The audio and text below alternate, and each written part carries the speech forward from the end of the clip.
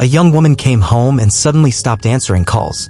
Her family started to worry and soon the police got involved.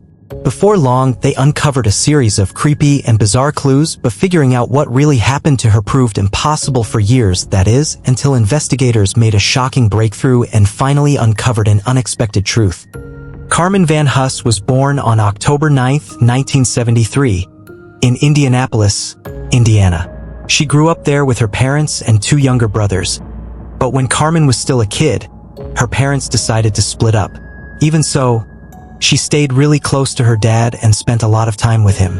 From an early age, Carmen loved drawing and had a soft spot for animals. According to her parents, she couldn't walk past a stray cat without bringing it home. At one point, she even considered becoming a veterinarian. But later she changed her mind and decided to follow her passion for art instead. After finishing high school, Carmen went on to study fine arts at Indiana University. To make ends meet, she got a job at Pizza Hut. She didn't want to rely on her parents for money, especially since they already had enough on their plate taking care of her younger brothers. Carmen was in a relationship at the time, and in October 1992, she and her boyfriend decided to rent their first apartment together. They moved into a complex close to her job, and Carmen stayed focused on earning her degree and building a future career in the arts. On March 22, 1993, 19-year-old Carmen went to visit her ill grandmother in the hospital with her dad and brother. She then drove them both home, and her dad suggested she spend the night at their place. It was already late, and her apartment complex was on the other side of town. Worried about her safety, he thought it would be better if she stayed. But Carmen explained that she needed to do laundry to have her uniform ready for her shift at the pizzeria the next day. So she said goodbye to her family and headed back home. 2 days later, Carmen's friends stopped by her workplace, hoping to ask her for help getting a job there. But to her surprise, Carmen wasn't there. After talking to the manager, she learned that Carmen hadn't shown up for her shift the day before. The manager had tried calling her several times but never got a response, so he assumed Carmen had just decided to quit without notice and didn't think much of it. But her friend found this strange. She knew Carmen was a responsible person and had never mentioned wanting to quit her job. She told this to the manager and asked if they had any emergency contacts for her family on file. When Carmen was hired, she had provided her dad's phone number, so the manager gave him a call. Her dad said he had tried to reach Carmen the day before, but she hadn't answered. At the time, he assumed she was busy with work, but now he was growing worried. Without wasting a moment, he drove to her apartment complex to make sure everything was okay. The first thing he noticed was his daughter's boyfriend's car parked outside the building. Carmen would often drive it, and her purse was sitting inside. He then walked up to her apartment door and saw a note from the building manager. It said that several neighbors had complained about late-night noise coming from her apartment and asked her to keep it down. Her father started knocking on the door, but there was no answer. Soon, he realized the door was unlocked. He stepped inside and saw a horrifying sight. His daughter was lying on the floor in a pool of blood with most of her clothes missing. Shocked, he ran out of the apartment and immediately called for an ambulance. When paramedics arrived, there was nothing they could do. Carmen was already gone. It didn't take long for them to realize that this wasn't just a tragic incident, it was a murder. So they quickly called the police. The investigators started examining the crime scene and began interviewing the victim's neighbors. Noticing a note from the building manager about noise on Carmen's door, they spoke to the manager and found out that several residents had complained about loud noises coming from her apartment on the night of March 22nd, around 11:30 p.m. The neighbors heard Carmen come home, and from the sound of it, she wasn't alone, there was a man with her. As they walked up to her third-floor apartment, Carmen was laughing and the man's voice sounded cheerful and calm. Then, around 1:30 a.m., the neighbors heard noises again, but this time, Carmen shouted, "Get away from me." After that, someone ran out of the apartment and the noise stopped. Even though all of this seemed pretty suspicious, none of the neighbors thought to call the police. The only thing they did was go to the building manager the next morning and complain about the noise. The police spoke to these neighbors and they explained their actions like this. At the time, they all assumed the man Carmen came home with was her boyfriend, so they didn't think anything suspicious was going on. This led the police to believe that she was killed right around the time the neighbors heard her scream, almost 2 days before her body was discovered inside the apartment. Investigators found empty food wrappers and a few beer bottles, suggesting Carmen had spent the evening with someone she knew pretty well. She led him into her apartment, spent several hours with him, and only after that did he apparently attack her. Most likely, the crime happened right there in the living room where they had been sitting and having dinner. There were clear signs of a struggle, like a table flipped over and pieces of Carmen's torn clothes scattered on the floor. Detectives also figured the killer probably went into the kitchen afterward to wash the blood off himself before taking off from the apartment. Medical examiners determined that the victim had suffered over 60 stab wounds from a sharp object, and one of her earrings was missing, as if the killer had taken it with him. Carmen had also been sexually assaulted, and experts were able to recover biological material from the perpetrator. However, at the time, DNA analysis wasn't advanced enough, and investigators couldn't get a profile of the suspect from the samples they had. After examining all the evidence collected from the apartment, experts also failed to find any traces of the killer's DNA or fingerprints. This left detectives with no leads, no witnesses, and no real clues as to who this mysterious criminal might be. It's also worth noting that nothing of value was taken from the apartment, so investigators ruled out robbery as a possible motive. The first thing police wondered was where her boyfriend had been all this time and whether he had anything to do with the murder. But that theory didn't hold up for long. Detectives found out he was in Arizona, thousands of miles away from Indianapolis. So with solid proof of his alibi, he was quickly cleared as a suspect. Next, detectives started looking into all of Carmen's friends and acquaintances. Based on the information they had, the motive for the crime appeared to be sexual assault. Because of this, they focused on people Carmen was close to but wasn't romantically involved with. They checked her friends, co-workers, and other people in her life, but none of them could be linked to the murder. With no solid evidence to go on, the police could only hope that someone would stand out. Maybe fresh scratches, suspicious behavior, or other indirect clues. But nothing came of it. Carmen's funeral took place a week after her murder, but her family was about to face yet another devastating blow.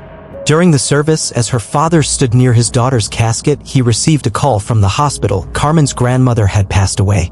This was the family's second devastating loss in just a few days. On top of their heartbreak, they were also facing financial struggles and couldn't afford another funeral.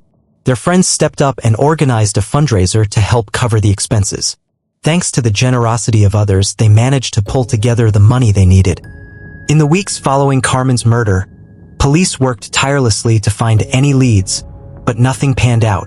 They turned to the public through the media, asking anyone with information about the case to come forward. But unfortunately, none of the tips they received brought them any closer to solving the mystery. The case eventually went cold and stayed that way for years. Detectives would check in on it from time to time, but no matter how many times they looked, they couldn't find any new leads. Carmen's family never gave up fighting for justice. They kept in touch with investigators, gave interviews to local TV stations and newspapers, and begged the public to come forward with any information that could help. But no matter how hard they tried, nothing ever came of it. Carmen's father was never able to return to a normal life after losing his daughter. He spent years seeking justice for her until, in 2002, he tragically passed away in a car accident. After their father's death, Carmen's younger brother Jimmy took it upon himself to keep the case alive. He stayed in regular contact with the police, hoping for any updates, but every time he was met with the same response. They still didn't have a single lead. This dragged on for more than 10 years, with investigators hitting dead end after dead end, never getting any closer to figuring out who the killer was. In 2013, Detective William Carter took an interest in the case. Even though Carter wasn't part of the homicide unit and usually handled other types of crimes, he had a soft spot for cold cases. In fact, he'd even managed to solve one before, all on his own time. Carter reached out to Carmen's family and began digging into the investigation. Since he could only work on it outside his regular job, the process stretched on for months. The first thing Carter did was ask for a fresh analysis of the evidence from Carmen's apartment, focusing on finding any foreign DNA. Forensic experts went back over several items from a trash bag and actually managed to pull some genetic material. But there was a problem. The sample was only partial, so they couldn't pinpoint who it belonged to. The only thing they could confirm was that the DNA came from a man. Then, in 2015, Carter pushed for a DNA analysis of biological samples taken from Carmen's body. He was hopeful that modern forensic technology would finally give them a clear profile of the killer, moving the case forward. But the results from the lab delivered a shocking twist. The DNA from the body belonged to a woman. Carter knew right away something wasn't right. After digging deeper, he found out the lab had made a huge mistake. They'd mixed up Carmen's DNA with the suspect's samples. He asked for a new analysis, but this time the lab refused, claiming they didn't have the funds even though the error was on them. To make things worse, the police department had already paid the lab $1,600 for the messed up analysis, and there was no chance of getting that money back. The department refused to pay for another round of testing. But Carter wasn't about to give up. He was sure that re-examining the evidence could finally bring justice for Carmen. Determined, he took a bold step. He started a crowdfunding campaign asking the public for help. To show his own commitment, Carter even contributed part of the needed funds out of his own pocket. To his surprise, the response was huge. In just 7 hours, he blew past the fundraising goal. Carter announced that any extra money would go toward boosting the existing reward for information about the case, which was already sitting at $10,000. Carter was ready to request a new DNA analysis, this time with the correct samples. But just 2 days after the funds were raised, he called Carmen's brother with unexpected news. He had been ordered to stop working on the case. While the police department didn't outright say the decision was linked to the crowdfunding campaign, it was pretty clear the fundraiser stirred up mixed reactions from the public. A lot of people wondered why such a crucial test wasn't being paid for by the department and why regular folks had to foot the bill instead. Still, Carter had no shortage of supporters. When Carmen's brother found out about it, he immediately started a petition demanding Carter be put back on the case. The petition took off fast, grabbing attention from local media and hundreds of upset residents who started bombarding the police department with complaints. The public outcry was so huge that the department was forced to hold a press conference that same day. They claimed it had all been a misunderstanding and insisted that Carter was never barred from working on the case. To calm the backlash, they also announced that all donations would be refunded and promised to cover the cost of the DNA tests themselves. Eventually, Carter was allowed back on the case and immediately requested a new analysis of the biological samples taken from Carmen's body. This time, the lab took the correct sample and successfully extracted a full DNA profile of an unknown man. But there was yet another setback. The profile didn't match anyone in the FBI's database, leaving the suspect's identity a mystery. Over the next few years, Carter zeroed in on every man Carmen might have known who could have been in her apartment that night. He was sure that the killer was someone she knew, but no matter how hard he dug, he still couldn't get any closer to figuring out who he was. This dragged on until 2023, when the police department decided to bring in Parabon, a company known for its cutting-edge forensic techniques. They opted to try genetic genealogy, a relatively new method that had already cracked hundreds of cases. The process involves taking a DNA sample from an unknown person and searching for their relatives using public genetic databases where people voluntarily uploaded their DNA profiles. Most of the time, the connections are pretty distant, and the people identified often have no idea who the person being traced even is. But even these far-off matches can give experts enough to go on. Once they spot potential relatives, they start building family trees, ruling out people who didn't fit based on age, gender, location, and other details. They keep narrowing it down until they land on the most likely suspect. From there, it's up to the police to get a DNA sample from the person and confirm if it's a match. Given that detectives had made no real progress in catching the killer over all these years, this method was their last hope. Experts got to work, and after several months, they finally identified a man who fit the profile of the murderer. It was 52-year-old Dana Shepard. Investigators found out that at the time of Carmen's murder, he wasn't just living in the same apartment complex, he was right next door. Shepard had a long rap sheet, but most of his crimes were nonviolent. His record included theft, carjacking, driving without a license, and similar offenses, which is why his DNA had never made it into the FBI's database. Detectives also uncovered something shocking. Shepard's name had never appeared in the original case files. For some reason that remains unclear, the police never considered him a suspect. Maybe they had been convinced from the start that the killer fled the scene, as neighbors reported hearing footsteps running down the stairs. So they never entertained the possibility that the murderer could have been living just a few steps away from Carmen's apartment this entire time.